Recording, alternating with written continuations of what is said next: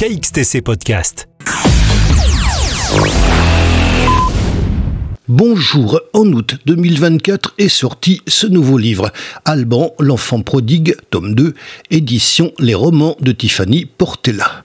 Nous avons demandé son petit résumé traditionnel à Tiffany Portela, son auteur, qui nous parle aussi du tome 1. C'est une histoire fantastique basée sur la magie. Là, c'est le tome 2. Avant, il y a eu le tome 1. Vu que c'est une saga, c'est vraiment une suite. À la fin du tome 1, il était en Afrique. Et là, il va devenir le futur grand mage blanc. Il va recevoir son titre dans le tome 2. Pour ceux qui ont lu le tome 1, il n'avait pas encore reçu son titre. Par rapport à ce couronnement, après, il va faire un voyage dans plusieurs pays. Donc, en fait, on va découvrir avec le personnage plusieurs pays.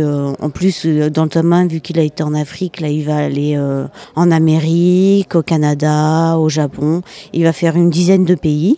Après, on va suivre ses aventures encore quand il retourne en France et qu'il a reçu son titre.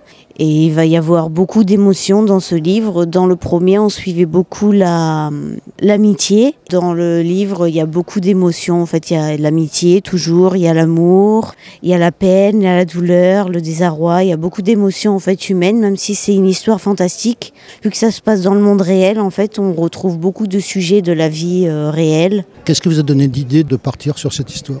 Cette histoire, je l'ai en fait dans ma tête depuis que je suis toute petite. Et c'est quand en fait j'ai découvert Harry Potter que en fait j'avais déjà écrit les premiers chapitres de ce roman juste comme ça pour m'amuser.